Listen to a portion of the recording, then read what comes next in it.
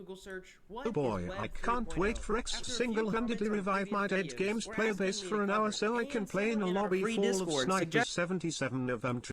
But I did a quick Google search, what is Web 3.0? After a few comments on previous videos were asking me to cover it, and someone in our free Discord suggested it, but I didn't really get an answer. In fact, I got a few answers that didn't really match up, so if you're watching this video, get ready to learn exactly what Web 3.0 is and what it means for cryptocurrencies. Welcome to Whiteboard Crypto, the #1 YouTube channel for crypto education, and here we explain topics of the cryptocurrency world using analogies, stories, and examples so that you... Crypto is all dog shit. xQcL. It is all dog shit. I own a lot of crypto. I think it's complete dog shit. can easily understand them. In this video, we are going to explain what Web 3.0 is, how cryptocurrency ideas tie into the evolution of our current internet, and what it means for you as a user. Before we officially start this video though, I just want to say that there's not some internet encyclopedia that's verified by the Institute of Global Technology that has a strict definition of what Web 3.0 is. So instead, I'm going to give you a rough definition of what the internet says Web 1.0 is,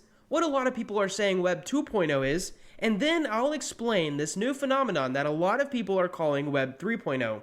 Let's start with 1.0. I think it's a bubble. I think it's a bubble. I think everything is overblown, out of proportion. I think the capacities, usages, and whatever are far beyond our reach or even our scope.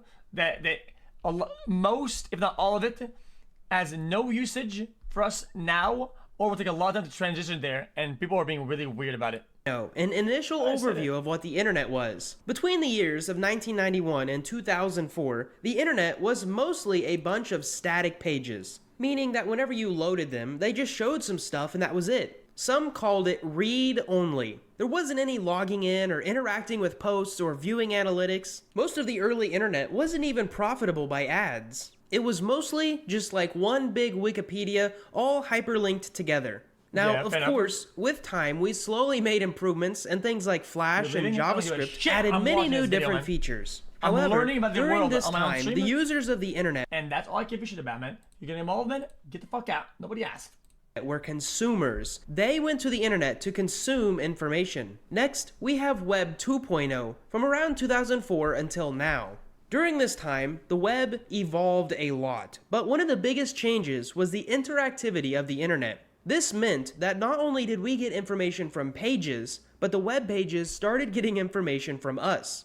As we viewed Facebook and YouTube and performed Google searches, these centralized companies started collecting data about us so that they could serve us better content, which in turn would make us stay on their websites longer. This meant more money for them, but eventually they realized they could package up all the data they had collected on us and sell it to advertisers. Web 2.0 is the age of targeted advertising and the lack of privacy for its users. Now, to be fair... Yeah, but people say this is a bad thing, but dude... I want this, and I want that. If this helps, that I don't really give a shit.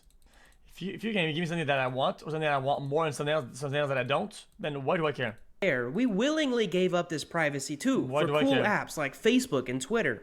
In Web 2.0, me and you could both view... You're gonna show me and send me things that I like, instead of things that I don't give a shit about. Why do I complain? Facebook.com and see two very different news feeds because the page depended on who was... I love getting stuff that I hate. I can't wait to go online and get a bunch of pictures, dude, about wine tasting. I can't wait, dude. When I hate that shit. I hate wine, but I can't wait to the Spanish who says that, dude? Viewing it, which is an important note for a difference in Web 3 that we'll talk about in a minute. The content on your feed is the company sorting data by information that you know that you gave them, like likes and how much you watched a video. But if you look at the ads that they show you, that is them sorting data by information you didn't know you give them. When you went to go eat tacos last night, they knew that. When you drop your kids off at school every day at 8 a.m. except for Fridays, they knew that. Yeah. And there was even that one article that said machine learning started showing a guy some parenting ads because they knew he was going to be a father before he did. If it wasn't machine learning, it was probably because his girlfriend used their public IP address to do a search on her symptoms. And the machine learning algorithm probably already knew when she was ovulating anyways. Whatever the case is, how they predicted this, one centralized company controlling all of this data, whether we want to or not, is scary. If you've enjoyed this video so far and want to give the algorithm more data... Who? Cases, how they predicted this, one centralized company controlling all of this data, whether we want to or not, is scary. If you've enjoyed this video so far and want to give the algorithm more data to crunch, consider clicking that like button. It helps our channel grow and makes our team feel all warm and fuzzy inside. Next up is Web 3.0, and this is what you came to learn about. Web 3.0 is the next evolution of the internet, probably utilizing blockchain technology and the tools of decentralization. In Web 2.0, you were the product as you were browsing social networks. But in Web 3.0, some believe that you will be the owner of your content, the stuff that you post online. Now this is kind of true, so if you want a post to stay up, it'll stay up, but if you want to take it down, they say in Web 3.0 you can control that. Because as we all know, usually when something is on the internet, it's always on the internet. Here's one example that's already real. Odyssey is a blockchain alternative to YouTube where videos can be posted and creators can earn library tokens. Wait. They think that because you post some piece of content, whatever it is, picture, video, it has the thing that you own it or whatever. And if you remove it, nobody is gonna copy paste it or repost it. Nobody will copy paste it, right? And surely, if you say, hey man, that was my content and they're reposting it, surely the companies and the copyright are going to take it down, right? Which are basically a reward for enticing viewers to watch their videos. The thing about Odyssey though, is that they can't really stop a video from being posted. If someone uploads it and someone else in the network wants to share it, they technically download that video and then let others watch that video and download it as well. Kind of like a big torrent network, if you know what that is. To expand on this, your post couldn't get taken down because your post wouldn't just be on one of Facebook's servers. It would theoretically be on thousands of computers around the world, ensuring that the blockchain social network you're on is not attacked or censored. Theoretically, this means there would be a lot of illegal and hateful things posted, but it would be in the name of freedom, of which the users of the networks could probably decide on a system to reduce that harmful content. But that's for another video. In Web 3.0, experts say that we will reach... Guys, this is a classic thing of like, guys, I don't want to be a corporate shill, okay? Because people are saying, oh, dude, the corporates are doing this and they're censoring that. Dude, us users would never do this. We would know better. If we were put in front of the computer and we were given the data, we would do a much better job at them at censoring and filtering information and content, dude. And the reality is, it's not. They're a bunch of fucking morons. They know nothing. They know the point of the internet, where every company is ran by a decentralized group called a DAO, which stands for Decentralized Autonomous Organization. And if you want to learn more about what those big companies are dangerous. Oh yeah, surely anarchy and lack of structure is way better. Yeah, dude. Words mean. We have an entire video on that topic and what they are used for. However, DAOs mean that there are no CEOs or presidents to impress. Those with the most tokens get to vote on how the company changes, not limited by a government or some family tradition. In Web 3.0, there will be no censorship of social networks like Facebook or Twitter. One controlling authority cannot shut it down. Lastly, one of the biggest things in Web 3.0 is that your digital identity... Wait, so just rich people pretty much? So that means that if you're rich, you're just gonna be able to just pretty much control everything?